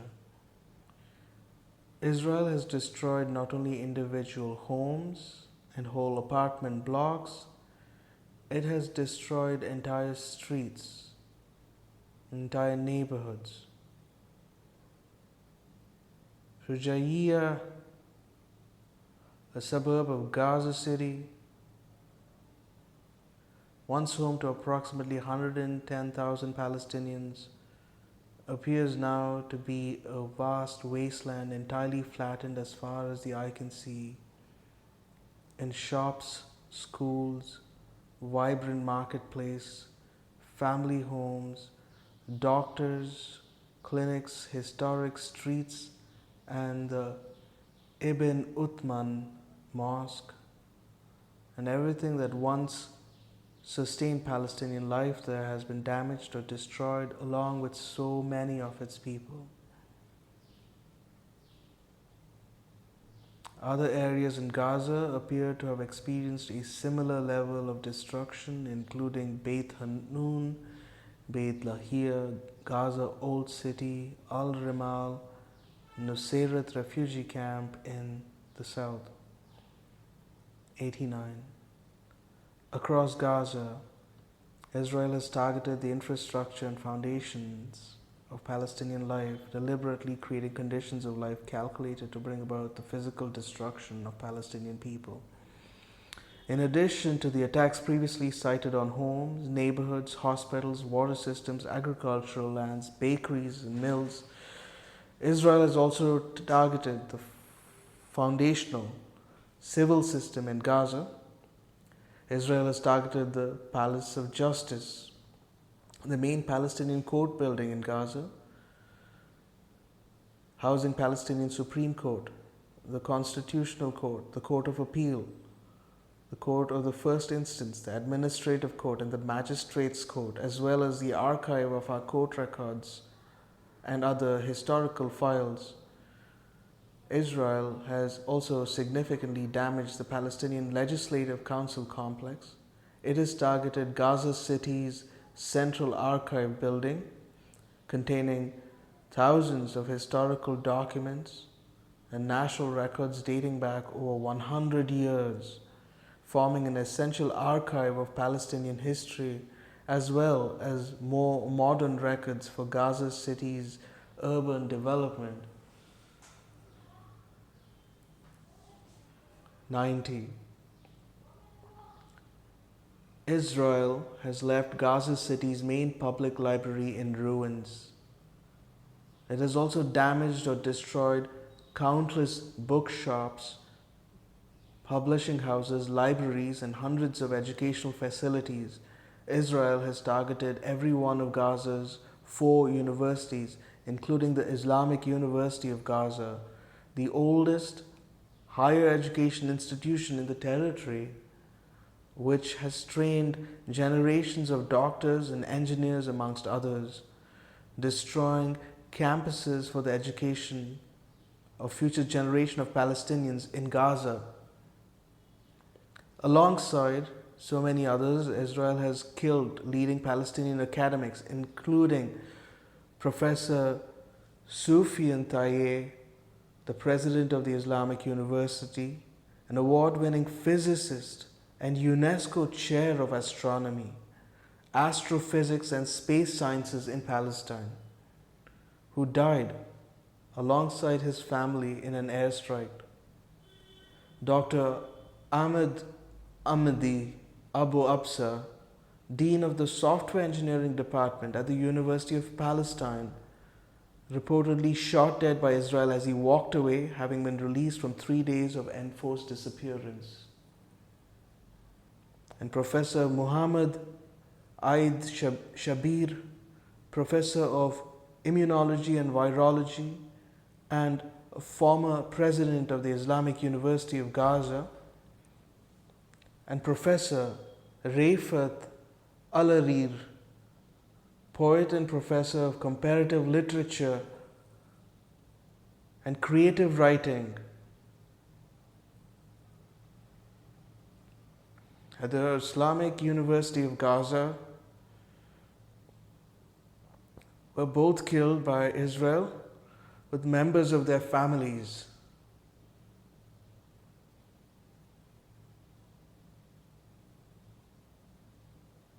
Professor Al-Arir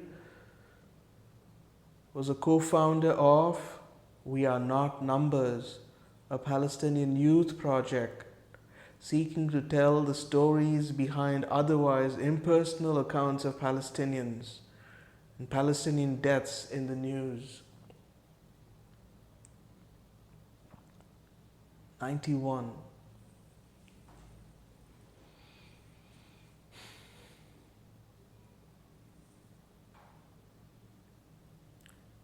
Israel has damaged and destroyed numerous centers of Palestinian learning and culture, including the Al-Zafari Damari Mosque and Center for Manuscripts and Ancient Documents, the Orthodox Cultural Center, the Al-Qarara Cultural Museum, the Gaza Center for Culture and Arts, the Arab Social Cultural Center, the Hakawi Society for Culture and Arts, and the Rafah Museum. Gaza's newly opened Museum of Palestinian Heritage, housing hundreds of cultural and archaeological artifacts. Israel's attacks have destroyed Gaza's ancient history. 8 sites have been damaged or destroyed, including the ancient port of Gaza, known as Anthedon Harbor or Al-Balakia, the archaeological site of a 2,000-year-old Roman cemetery listed on both Islamic Heritage List and the tentative UNESCO World Heritage List. Israel has destroyed Gaza City's old city, including its 146-year-old historic houses, mosques, churches, markets, and schools. It has also destroyed Gaza's more recent history of more hopeful times, including the Rashad al-Shava Cultural Center, site of historic meeting between United States President Bill Clinton and Palestinian President Yasser Arafat 25 years ago, and an important cultural hub for Palestinians in Gaza, with its theater, library, and event space. And Israel is destroying Gaza's future academic and cultural potential. Alongside 352 Palestinian schools, it has damaged or destroyed the 4,037 students and 209 teachers and educational staff it has killed. Alongside the other 7,259 students and 619 teachers it has injured.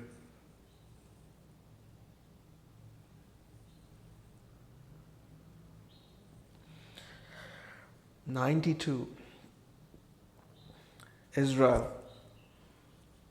has damaged or destroyed an estimated 318 Muslim and Christian religious sites, demolishing the places where Palestinians have worshipped for generations. They include the Great Omari Mosque, originally a 5th century Byzantine church, an iconic landmark of Gaza's history, architecture and cultural heritage, and a place of worship by Christians and Muslims for over 1,000 years. Israeli shelling has also damaged the church of Saint Porphyrius,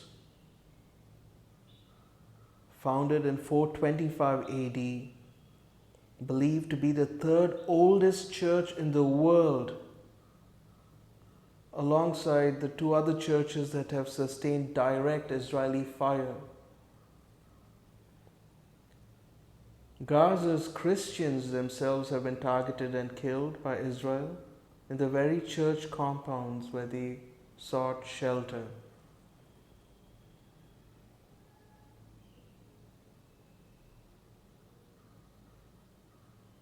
'93. Along with its destruction of the physical monuments to the history and heritage of Palestinians in Gaza, Israel has sought to destroy the very Palestinian people who form and create the heritage. Gaza's celebrated journalists, its teachers, intellectuals, and public figures, its doctors, nurses, its filmmakers, writers and singers, the directors and deans of its universities, the heads of its hospitals, its eminent scientists, linguists, playwrights, novelists, artists, and musicians. Israel has killed and is killing Palestinian storytellers and poets, Palestinian farmers and fishermen, alongside Gaza's local legendary pastry chef Masoud Muhammad al-Khatati, killed in an Israeli airstrike on his house on 3rd November 2023, whose shop's motto, "Let the poor eat," and reputation for giving away the popular Palestinian treat of kanafe to indigent customers, earned him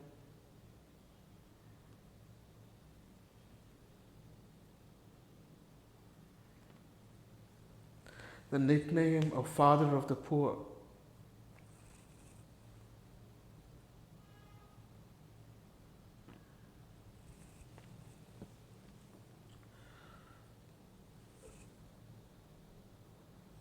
"84-year-old Elam Farah, from one of Palestine's oldest Christian families, a reputed accordionist and music teacher known as Mother Orange, to a generation of Palestinian music students for her shock of red hair, shot dead by an Israeli sniper outside the Holy Family Church in Gaza City. And she returned home for warm clothes and was left to bleed to death.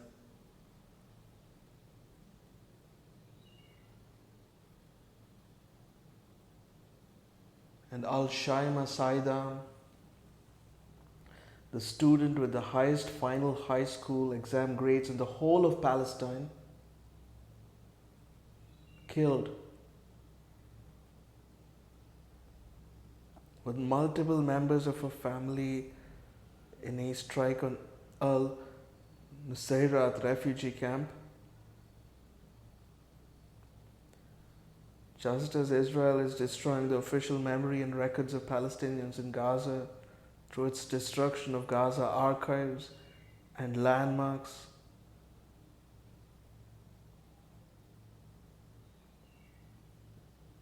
it is obliterating Palestinian personal lives and private memories, histories and futures through bombing and bulldozing graveyards, destroying family records and photographs, wiping out entire multi-generational families, and killing, maiming, and traumatizing a generation of children.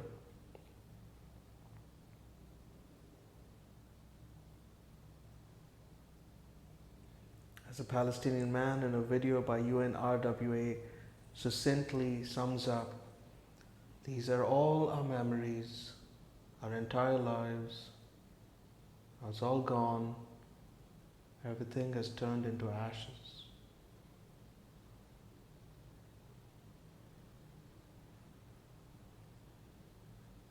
'94. The Israeli army erecting the Israeli flag over the wreckage of devastated Palestinian homes, towns and cities, including in Gaza City's Palestine Square itself, and spurred on by calls from within the Israeli government and without to flatten Gaza and re-establish Israeli settlements on the rubble of Palestinian homes, is destroying the very fabric and basis of Palestinian life in Gaza. Israel is thereby deliberately inflicting on the Palestinian group in Gaza conditions of life to bring about its destruction.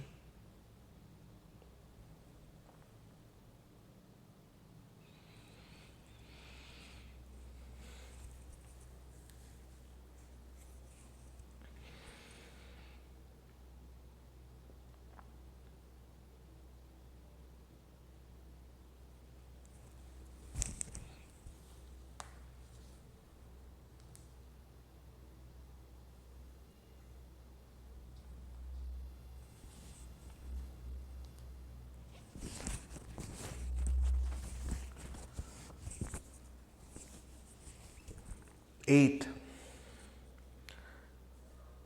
imposing measures intended to prevent Palestinian births. 95. As set out above, Israel's actions are impacting Palestinian women and children in Gaza, especially severely, with 70% of those killed estimated to be women and children. 2 mothers are estimated to be killed every hour in Gaza. Over 7,729 children were estimated to have been killed by 11th December 2023 alone, and at least 4,700 other women and children are reported missing, believed to be buried under the rubble. There are multiple eyewitness accounts of pregnant women being killed by Israeli soldiers, including while trying to access health care.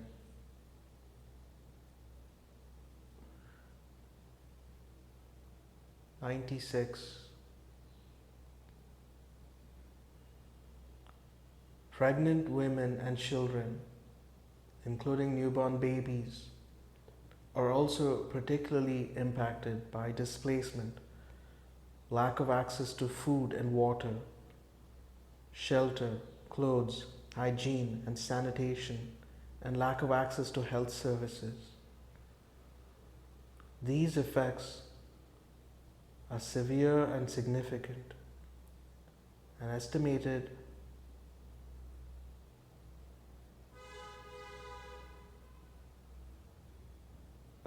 5,500 of approximately 52,000 pregnant Palestinian women in Gaza give birth each month are doing so in unsafe conditions, often with no clean water, much less medical assistance, in shelters, in their homes, in streets amid the rubble,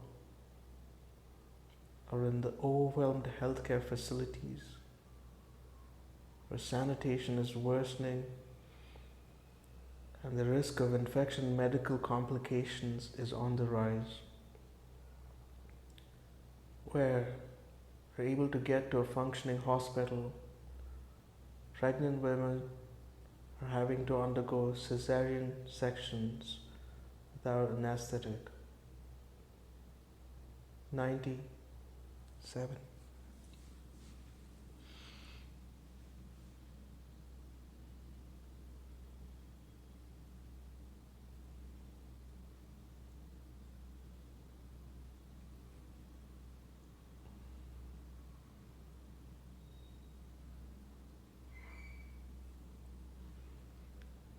Given the lack of access to critical medical supplies, including blood, doctors are being compelled to perform ordinarily unnecessary hysterectomies on young women in an attempt to save their lives, leaving them unable to have more children.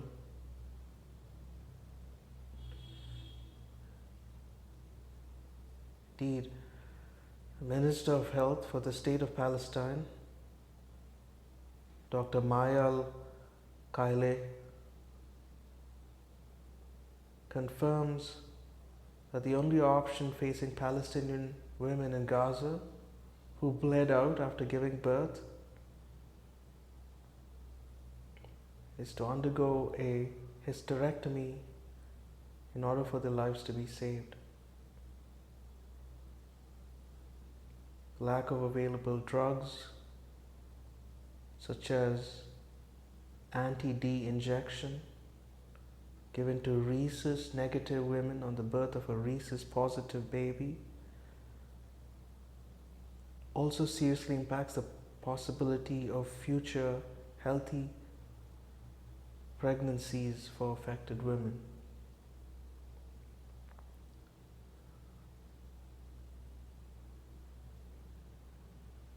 '98. Premature births have reportedly increased by between 25 to 30% as stressed and traumatized pregnant women face a myriad of challenges, including being compelled to walk long distances in search of safety, attempting to escape from bombs, and being crowded into shelters in often squalid conditions. Particularly in northern Gaza, cases of placenta abruption, a serious condition that occurs to pregnant women during childbirth, it is potentially life-threatening to both mother and baby, have more than doubled.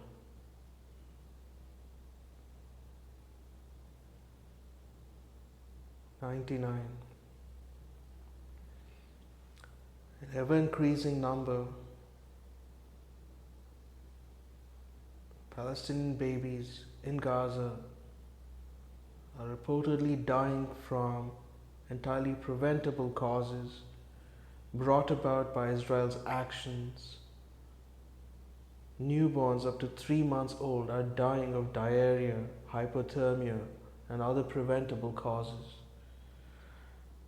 Without essential equipment and medical support, premature and underweight babies have little to no chance of survival.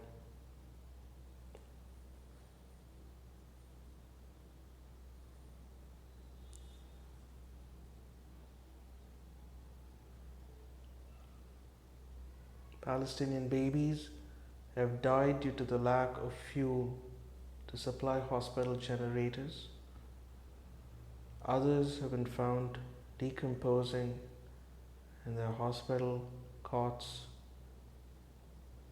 medical staff taking care of them having been forced by Israel to evacuate.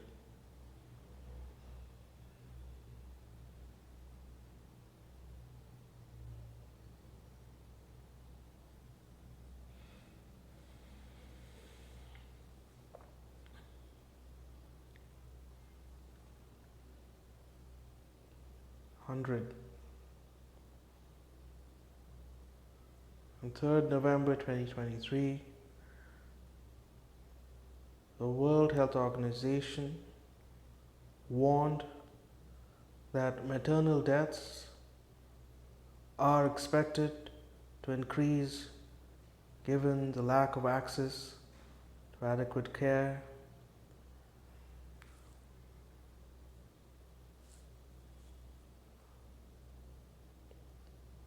deadly consequences on reproductive health, including a rise in stress-induced miscarriages, stillbirths, and premature births. The impact will necessarily be long-lasting and severe for Palestinians in Gaza as a group. 2022, November 2023, the United Nations Special Rapporteur on Violence Against Women and Girls, its causes and consequences, has expressly warned that, quote, the reproductive violence inflicted by Israel on Palestinian women and newborn babies, infants, children could be qualified as acts of genocide under Article 2 of the Convention on the Prevention of Genocide, including imposing measures intended to prevent births within a group.